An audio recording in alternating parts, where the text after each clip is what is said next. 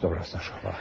Kako ocjenjujete činjenicu da je vlada Republike Srpske iz budžeta samo u toku jedne godine potrošila 3,2 miliona dolara samo na sastanke i lobiranja u vezi sa butmirskim procesom i u vezi sa ostankom, odnosno odlaskom stranih sudija i tužitelja? To je bilo lobiranje za Republiku Srpsku, a ne za Bosnu i Hercegovinu. Broj 1, broj 2 iz budžeta. Vjerovatno vam je poznata uloga zamjenika, pomoćnika američke državne tajnice Stu Jonesa u vezi sa lobiranjem koje se tiče vlade Republike Srpske. Preko 30 sastanaka u vrijeme, u tih nekoliko dana kada se pripremao butmirski proces i također veliki broj sastanaka u vrijeme odlaska ili ostanka, odluke o ostanku ili odlasku stranih sudija i tužitelja u pravosuđu Bosne i Hercegovine.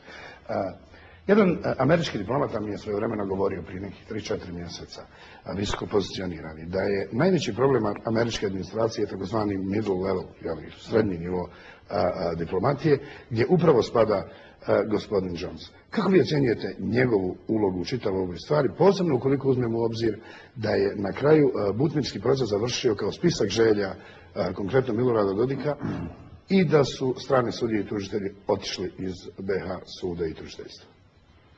Dakle, negativno. U svakom slučaju, butmirski proces je bio spisak želja koji je stigao iz Republike Srpske. Na svu sreću, naravno, nije prihvaćen. Prema tome, u pravu ste. Imamo problema sa tim srednjim ešalonom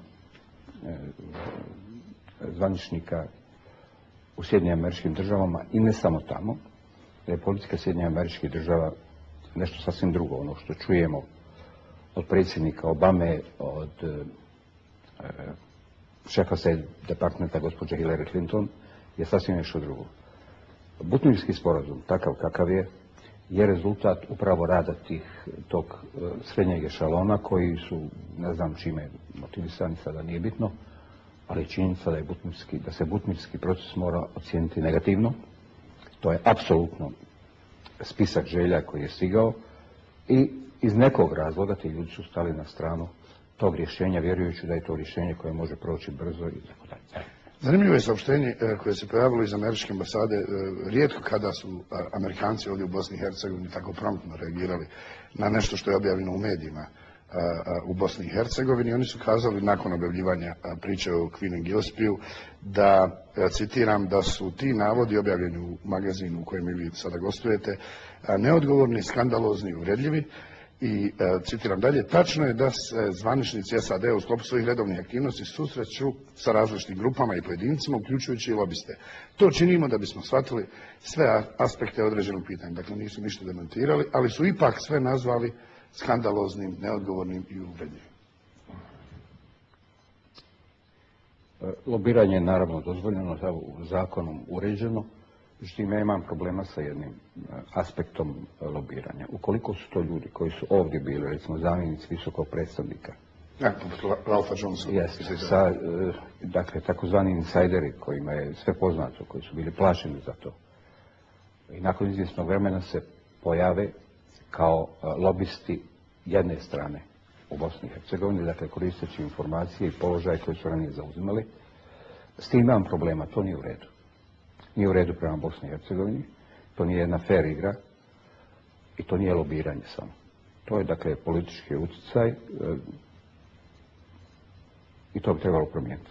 Citirat ću vašeg kolegu iz predsjedništva, Nebojšu Radmanovića, koji je rekao: slučaj Sileđićevog lobiranja je neka vrsta upozorenja zbog antiustavnog rada. To ukazuje na dugogodišnji rad sarajevskih političkih lobija, dok istovremeno napadaju druge zato što to rade. Lobiranje, ali javno, nije sporno nigdje u svijetu, što se ne može reći u ovom slučaju. Želite moj komentar? Da, upravo. Taj prvi dio mi nije jasan. Optužuje vas gospodin Radmanović da djelujete antiustavno. Kako? To ja mogu sad vama reći da djelujete antiustavno, to treba dokazati. Dakle, to nije tako. Jer svi članovi predsjedništva bi trebalo štite Ustav, na to smo se zakleli. Radeći za Republiku Srpsku, a ne za Bosnu i Hercegovinu, budžetom Republike Srpske se šteti Bosne i Hercegovine. Evo, ja bih se vratio samo kratko na Istanbulski summit. Posjećam, To je bio sastanak vas, predsjednika Turske i predsjednika Srbije. U radikalnim krugovima i u Srbiji i u Republici Srpskoj predsjednik Boris Tadić je optužen maltene za veleizdaju. Potpuno su identične reakcije na Istanbulski samit, recimo Tomislava Nikolića, deklariranog fašiste, čelnika Srpske napredne stranke, i recimo političara iz Republike Srpske predvođenih Miloradom Dodikom. Dogovorili ste u Istanbulu da ćete otići u Beograd. Da li je ta odluka, da li ste o tome razgovarali na predsjedništvu Bosne i Hercegovine i kada ćete otići u Beograd? Pa prije otprilike 2-3 godine sam rekao da ću otići u Beograd kada Beogradski parlament uputi izvinjenje porodicama žrtava, što su oni učinili. I ja ću otići, imamo mnogo stvari nesređenih među nama, neke od njih su na štetu Bosne i Hercegovine i to moramo sređivati. Naravno da je predsjedništvo upoznato i evo, gospodin Radmanović je rekao da na liniji ovoga što ste malo prije govorili da on ne želi ići. Prema tome da idu dvojica nije u redu, ja ću najvjerojatnije otići sam. U funkciji predsjedavajućeg predsjedništva Bosne i Hercegovine. Ali zar nije to pomalo čudno da član predsjedništva Bosne i Hercegovine iz reda srpskog naroda odbija da ode predsjedniku Srbije u zvaničnu posjetu u Beogradu? Pa vidite, Istanbulski sastanak, map koji smo dobili, je izazvao čudne reakcije, to je sve izazvalo čudne reakcije u Bosni i Hercegovini i u međunarodnoj zajednici, a evo i kod zvaničnika iz entiteta Republike Srpska, koje su logične, jer Bosna i Hercegovina i Srbija moraju imati odnose. I ti odnosi ne mogu biti monopolizirani od strane Republike Srpske. I to ih pogađa. Da li to znači da imaju monopol? Da ste u Istanbulu dogovorili da će Bosna i Hercegovina i Srbija razgovarati na relaciji Sarajevo-Beograd, a ne Sarajevo-Banja Luka-Beograd?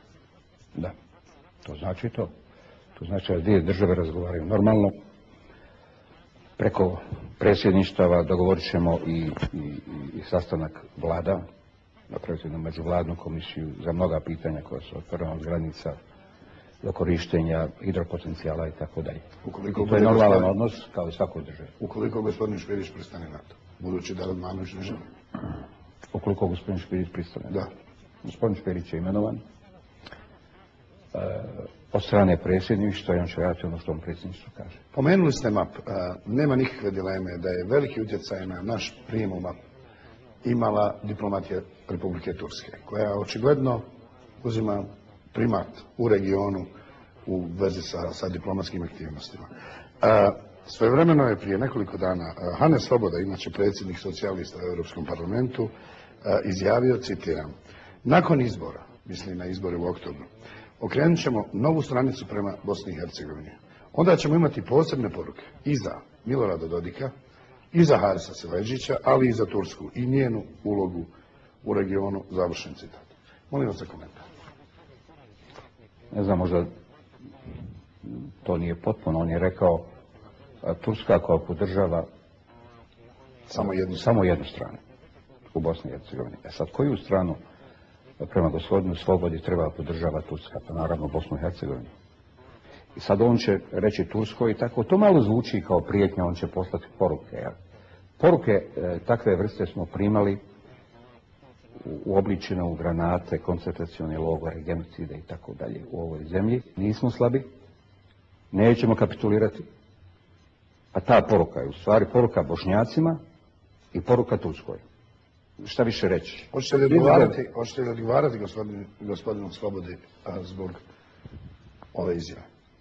Ne, ja sam ovo govorio sve zbog toga što je on nastupao u ime socijalističke frakcije u parlamentu. Međutim, danas sam saznao da su intervjuisani mnogi od tih ljudi, to su radili naši ljudi u Briselu. Da li vi mislite ovako kao gospodin Sloboda? Neka, prvo nije bilo govora o tome. Drugo, ne mislimo tako, mislimo da je turska uloga konstruktivna i pozitivna. Da nije na jednoj strani, da ukoliko to ne smeta Srbiji, što bi smetalo gospodinu Slobodi, ukoliko je to pozdravilo javno mnijenje Srbije i Bosne i Hercegovine, što bi to njemu smetala turska uloga.